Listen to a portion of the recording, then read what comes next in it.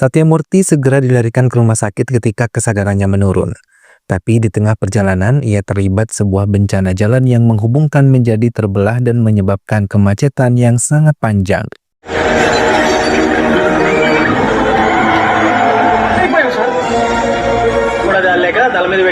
Satya dibawa dengan dipanggul hingga tiba di rumah sakit.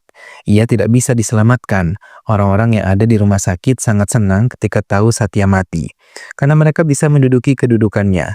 Namun tiba-tiba mereka terkejut ketika tahu Satya kembali sadar dari komanya, hingga mereka mulai memasang topeng untuk bisa terlihat baik di hadapan Satya. Setelah Satya dipindahkan ke ruang rawat, ia meminta salah satu orang kepercayaannya untuk menemukan Andra yang ia yakin bisa membantunya untuk masalahnya. Sementara di tempat lain, perampokan terjadi di sebuah kereta, namun belum juga terlihat hasilnya. Mereka dikejutkan oleh seorang pemuda yang memukul beberapa anak buah mereka.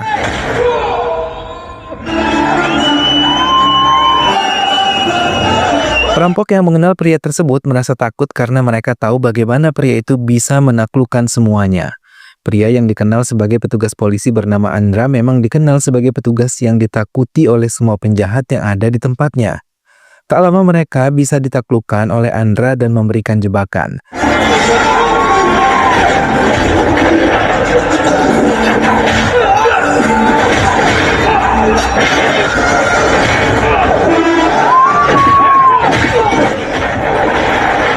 Mereka yang merupakan anak buah Abeya meminta pertolongan kepada tuannya. Abeya pun datang dalam waktu cepat dan meminta Andra untuk bisa membebaskan mereka. Andra terdiam dan membiarkan ia melepaskan sendiri ikatan di tangan anak buah mereka. Sementara Andra sendiri pergi meninggalkan mereka.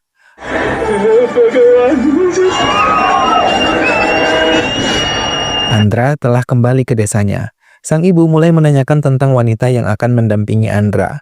Namun Andra tetap belum mau menikah dan akan tetap mengurus pekerjaannya. Hingga dengan cepat ia kembali ke kantor pemerintahan untuk bisa memulai kerja karena ia diangkat dengan jabatan baru. Menjabat sebagai kepala distrik, Andra mencoba untuk memeriksa semua pegawai yang ada di kantornya. Ia mengumpulkan mereka dan mendatangi tempat di mana mereka bertanggung jawab.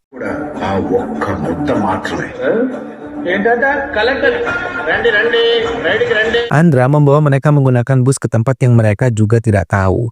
Kebanyakan dari mereka protes karena menggunakan bus, tapi Andra tidak peduli. Hingga mereka tiba di sebuah gudang beras yang ditanggung jawabi oleh salah satu pegawainya. Sampai ia mengetahui kalau beras-beras dicampur oleh bahan kimia dan beras yang jelek didistribusikan dan beras yang bagus disimpan yang kemudian akan dijual sendiri. Srinivasa Rawian bertanggung jawab dalam hal itu pun dipecat secara tidak hormat.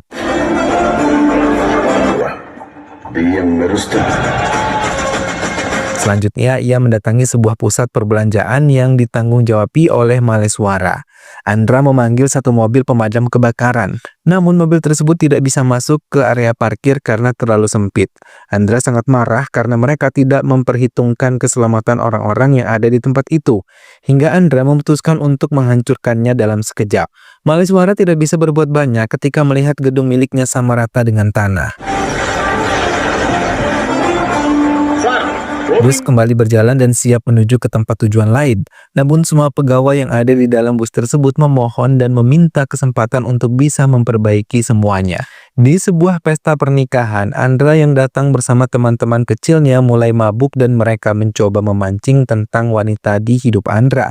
Dalam keadaan setengah mabuk, Andra mau menceritakan tentang masa lalunya dan juga cintanya.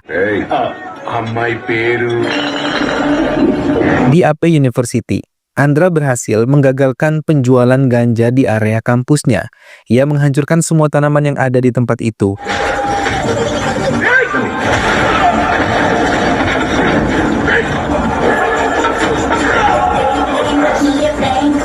Andra juga mendapatkan laporan ada mahasiswa yang mendapatkan pelecehan hingga ia pun melampiaskan kemarahannya pada profesor yang ia kira tidak bertanggung jawab untuk tugasnya.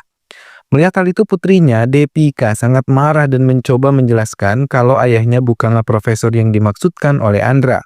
Mendengar penjelasan itu, Andra terdiam. Namun profesor yang sudah terlanjur marah melaporkan tindakan Andra ke pihak berwajib. Andra pun dipenjara. Namun teman-teman Andra mencoba menolong Andra dan meminta Depika untuk bisa mencabut laporannya. Mereka menjelaskan kalau Andra hanya salah paham dan maksud Andra adalah baik karena ia melindungi semua mahasiswa yang ada di kampus itu. Depika pun tergerak hatinya dan membebaskan Andra. Setelah bebas, Andra segera meminta maaf pada Depika dan Profesor Kaman. Andra yang berhasil menemukan profesor yang melecehkan temannya segera memberikannya pelajaran di hadapan semua mahasiswa yang ada di kampus itu. Andra yang mulai mencintai Depika mencoba untuk mendekatinya. Depika hanya berpesan kalau ia tidak mau melihat Andra terlalu terbawa emosi dan sering melakukan perkelahian.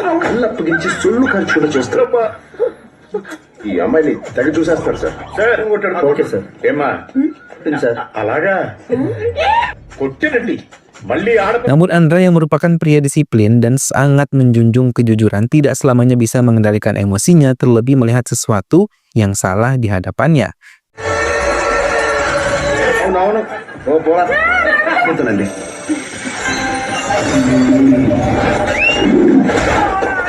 Hanya karena ia mencintai Depika, ia berusaha untuk bisa mengendalikan dirinya untuk tidak selalu marah dan memukul orang lain. Depika yang melihat perubahan pada diri Andra mulai merasakan mencintainya. Depika berulang kali menasihati Andra untuk bisa terus mengendalikan diri dari kemarahan hingga hidupnya akan lebih damai. Bahkan Depika memberikannya tantangan bila Andra berhasil menjadi anggota petugas IPS dan menggunakan semua kemarahannya untuk jabatan itu menolong rakyat. Depika akan mencintainya dengan tulus. Namun sampai ia mendapatkan jabatan itu, Depika tidak pernah muncul kembali di hidupnya. Tambang pasir ilegal didatangi oleh Ram. Melihat kedatangannya, pemilik itu hanya memperhatikan apa yang bisa dilakukan Andra. Berhari-hari Andra berdiam di tempat itu hingga Andra berhasil mendapatkan bukti kecurangan yang dilakukan Gonda di tambang pasir ilegalnya.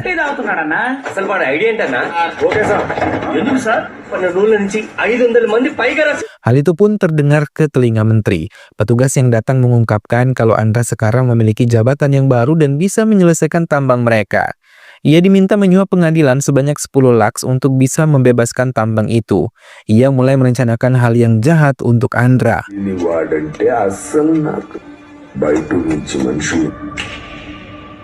Andra memberanikan diri untuk menemui Depika dan keluarganya.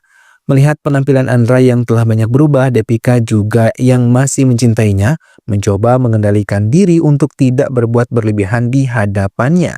Mereka berbincang hangat dan mengenang masa lalu. Tak lama beberapa mobil pejabat datang.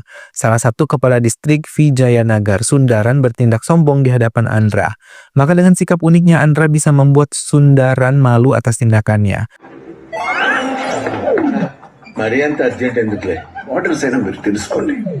Melihat Andra bisa mengendalikan kemarahan dengan baik dan bijaksana, Depika memeluk erat Andra dan menerima cinta dari Andra. Pranam yang mau tambang pasirnya dibebaskan mendatangi Andra yang ada di kantornya. Ia menyerobot masuk dan meminta Andra bisa mengikuti kemauannya. Andra dengan tenang mengatakan prosedur yang bisa dilakukan Pranam untuk bisa mendapatkan kembali miliknya. Pranam sangat marah, namun mau tidak mau ia mengikuti aturan yang dibuat oleh Andra, mengantre untuk mendapatkan giliran bertemu dengan Andra. Hingga saat sore hari semua orang telah pergi, Pranam diizinkan untuk bisa menemui Andra. Dalam pertemuannya, Andra meminta Pranam mengungkapkan apa yang ia inginkan. Pranam sangat marah, bahkan dengan sombong ia mengungkapkan siapa dirinya. Selain menteri, ia juga merupakan putra pejabat di negara ini. Bahkan ia merendahkan jabatan Andra. Mendengar hal itu, Andra berbalik menelanjangi semua kebusukan dari keluarga Pranam yang merupakan pejabat namun rakus akan harta yang bukan haknya.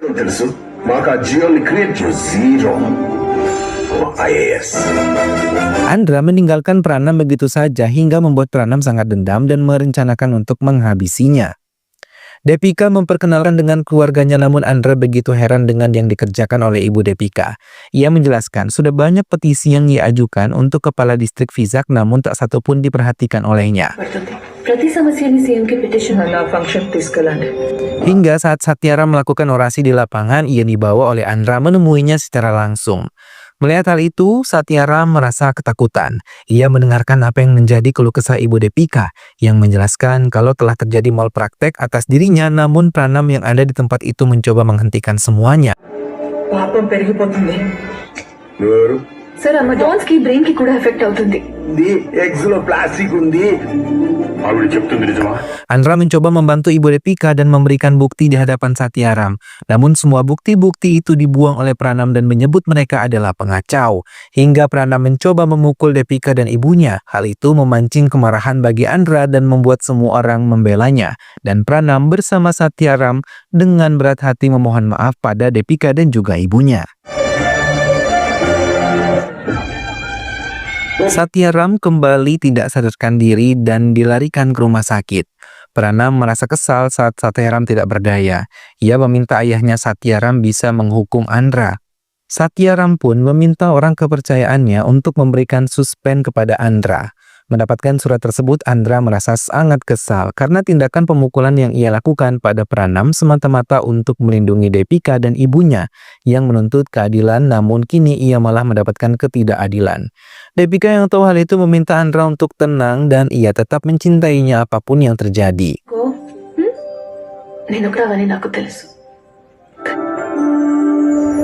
Satyaram yang masih dirawat ditemui oleh Pranam yang menginginkan kedudukan, cuma sejak dulu ia meminta ayahnya membantunya melepaskan jabatannya untuk dirinya. Namun ayahnya menolak, bahkan tidak menganggap permintaan Pranam.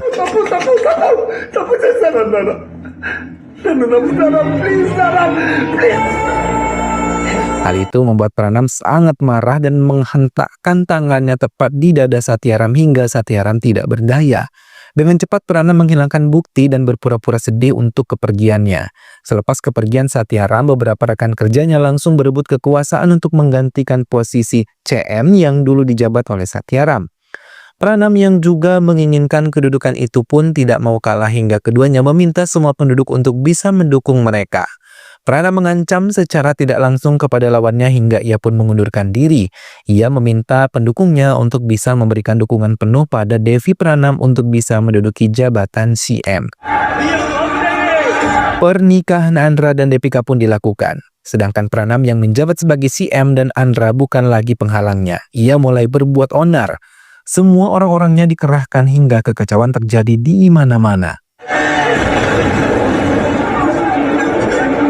Ia meminta petugas menangkap Andra yang akan melakukan pernikahan dengan tuduhan pemukulan Satyaram hingga ia meninggal.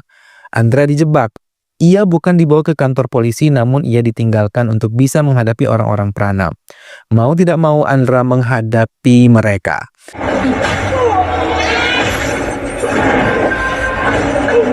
Sementara Pranam sendiri tengah bersiap untuk mengkremasi ayahnya sekaligus merayakan kedudukan barunya. Andra yang menghadapi orang-orang Pranam mulai terdesak, beberapa luka tusukan di tubuhnya. Namun, ia tidak mau menyerah hingga berulang kali ia mampu memberikan pelajaran pada anak buah Pranam.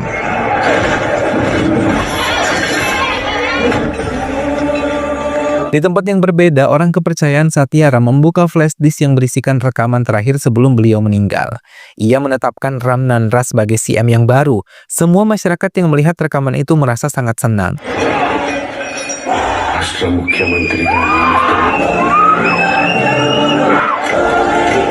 Namun tidak dengan Pranam yang sangat marah dengan keputusan ayahnya tanpa ia ketahui.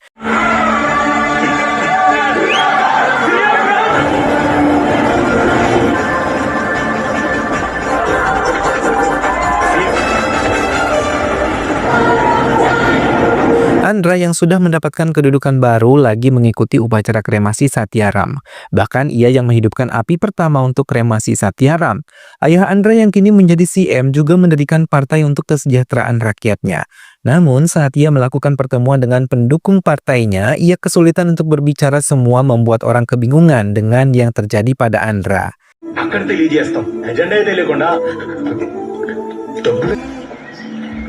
Hingga ia pun mencoba beberapa pengobatan dibantu oleh istrinya. Ia pun merasakan putus asa. Pengobatan ia jalani dan latihan terus-menerus juga ia jalani.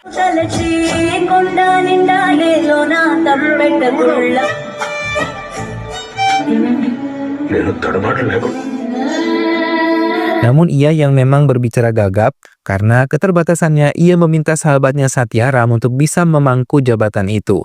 Namun ia berpesan agar tidak menggunakan politik uang. లేదు చూలే అసెంబ్లీలో అడుగుమంటావు దేశ మంచి Satyaram tergoda oleh tawaran dari salah satu pemilik perusahaan terbesar di tempat itu, hingga ia bersama sahabatnya Rai Mukunda menerima uang itu. Kekacauan pun terjadi dari partai itu.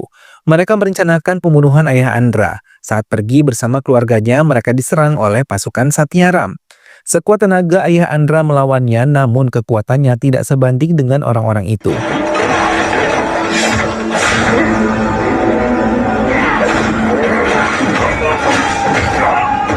Ia pun meminta tolong pada pihak kepolisian, namun mereka yang sudah bekerja sama dengan Satyaram dan Rui Mukunda tidak menanggapi keluhan ayah Andra, terlebih gagap yang diderita menyulitkan mereka mengerti perkataannya. Ayah Andra pun mencoba kembali meminta tolong kepada salah satu pengurus partai, namun lagi-lagi usahanya gagal karena dihabisi oleh Satyaram dan Rui Mukundu. Ayah Andra terus mencari pertolongan karena tubuhnya terluka dan tak lama ia bertemu dengan Satyaram dan Rui Mukundu.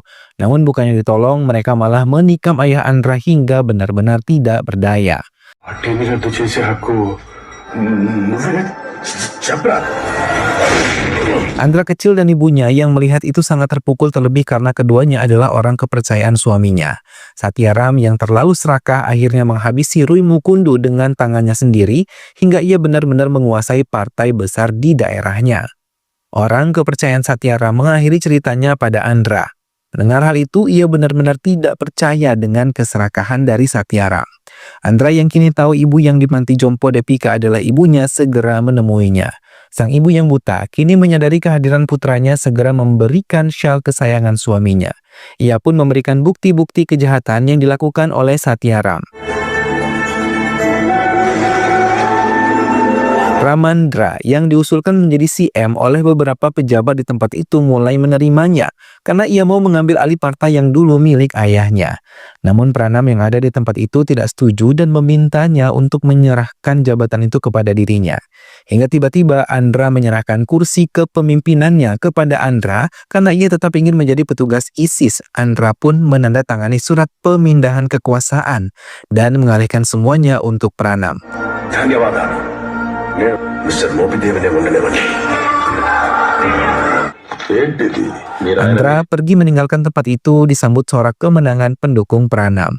Namun banyak yang melakukan petisi dan menolak Pranam menjadi pemimpin, hingga menetapkan Andra menjadi pemimpin. Tak lama Andra datang ke kantor Pranam untuk mengejeknya yang lagi-lagi gagal di posisinya. వచ్చాయి rules and రెగ్ క్లోజ్డ్ ఎలా నా ట్రాన్స్ఫర్మేషన్ తెలియక నన్ను ఇప్పుడే చూస్తున్నా Pranam mengancam ia akan mengambil posisi itu kembali dalam waktu 3 bulan di pemilu yang akan datang. Ia menyerahkan semua kekayaannya untuk orang-orang yang akan mendukungnya. ఎక్కడెక్కడో ఉన్న వాళ్ళని ట్రాన్స్ఫర్ చేయించి ఏం చెప్పినా సరే అంటే తలాడించండి Sementara Andra mulai menyatukan kembali suara yang dulu hilang untuk partainya dibantu oleh Depika dan orang kepercayaannya. Andra mulai menyingkirkan orang-orang yang memiliki niat korupsi di pemerintahannya. Ia tidak mau di pemerintahan akan ada orang-orang yang memakan hak orang lain. Semua mulai menyiapkan untuk kemenangan pemilu nanti, kedua belah pihak menggunakan cara yang berbeda. Andra lebih mendekatkan diri pada penduduk desa dan Pranam mendekatkan diri dengan para pejabat setempat. వెళ్ళినా సరే చెంపలు వేసుకొని గవర్నమెంట్ కూడా అలాగే వెళ్తుంది ఇది కూడా వద్దంటారేంటి సారు డబ్బులు ఖచ్చితంగా తీసుకుంటారు సార్ అది వీళ్ళ తప్పు కాదు పోయినసారి 2 ఏళ్ళు ఇచ్చారు తీసుకురాడు ఈ నియోజకవర్గంలో 20,000 అడిగితే 4,000 డబ్బులు తీసుకుని ఓటేసి అడుగులు పెడుతున్నాడు Banyak janji yang diutarakan oleh kedua pihak. Karena keduanya mau memenangkan pemilihan ini, uang-uang pun mulai digelontorkan pihak Pranam untuk bisa memberikan suara mereka. Pranam juga mendatangi warga desa dan memberikan mereka uang yang cukup banyak untuk bisa membantunya di pemilihan nanti. Harta kekayaan Pranam pun berkurang sedikit demi sedikit, tapi Pranam yakin kalau ia akan memenangkannya. Pendistribusian suap yang dilakukan orang-orang Pranam berhasil dihentikan oleh Andra.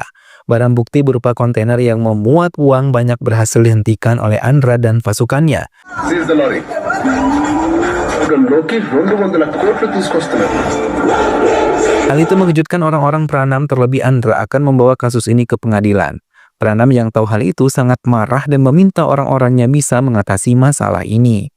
Tiba-tiba ledakan besar terjadi di area pemilu di Andhra Pradesh. Semua orang terkejut ketika melihat kejadian ini, termasuk Andra yang baru saja tiba di tempat itu.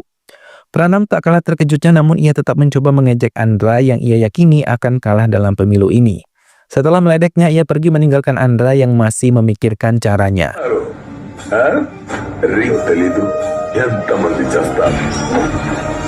Semua daerah yang hari ini melakukan pemilihan berjalan lancar. Semua menggunakan hak milik mereka untuk pemilu kali ini. Orang-orang Pranam pun melakukan kecurangan karena mereka berulang kali mencoblos dengan menghapus tinta tanda pencoblosan itu. Pranam datang kembali ke Andra untuk memberikannya ejekan, namun ia tidak tahu kalau orang-orangnya telah masuk jebakan Andra yang menggunakan cairan kimia pada tinta, hingga bila mereka terkena tinta itu terus-menerus, maka tangannya akan membengkak.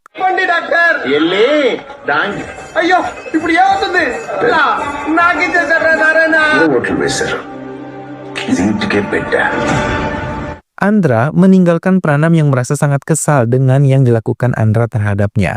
Pranam benar-benar marah dengan Andra di hadapan pendukungnya karena uang yang sudah ia keluarkan cukup banyak dan orang-orang itu malah tidak memilih dirinya. Orang-orang Pranam mulai takut kalau Pranam kalah, hingga kekesalan pun memuncak. Pranam menghabisi orang kepercayaannya. Pranam menggunakan cara lain untuk bisa memenangkan pemilihan ini. Ia meminta pihak KPU untuk menghapus nama Andra dalam pemilihan karena telah memalsukan data kedua orang tuanya yang asli.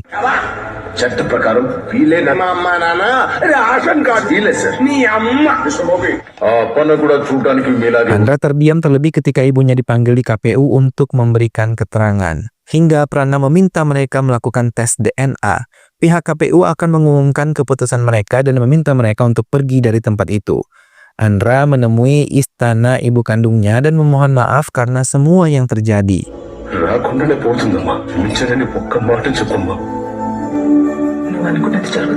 Namun keesokan harinya Andra mendapatkan telepon kalau ibunya telah meninggalkan kamarnya.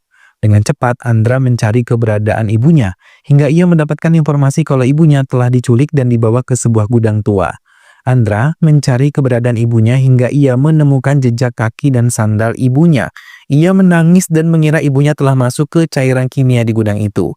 Hingga ia mengambil sandalnya dan menyalahkan dirinya atas apa yang telah terjadi pada ibunya.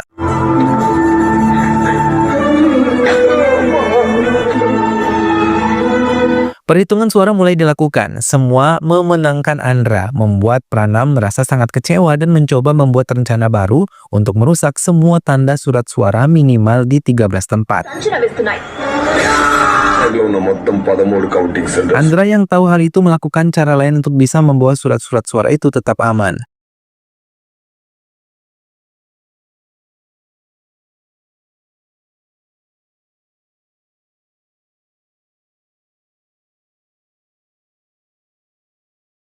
Anak buah Pranam merasa benar-benar kesal karena mereka tidak menyangka cara yang dipikirkan oleh Andra benar-benar di luar nalar mereka. Orang-orang itu pun mulai membuat kekacauan hingga melewati petugas KPU. Andra pun mulai melakukan perlawanan. Ia memberi pelajaran pada semua orang-orang itu.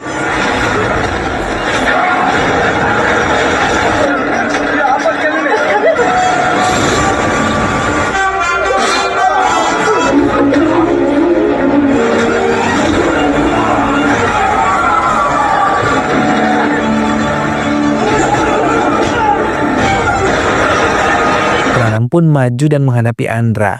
Bahkan ia mampu membuat Andra terdesak dan menghancurkan semua alat suara yang ada di dalam kantor KPU. Andra mencoba sekuat tenaga untuk bisa melepaskan jebakan yang menjeratnya. Hingga ia berhasil dan Pranam tidak bisa berkutik ketika orang-orang kantor KPU datang dengan bukti kecurangan Pranam.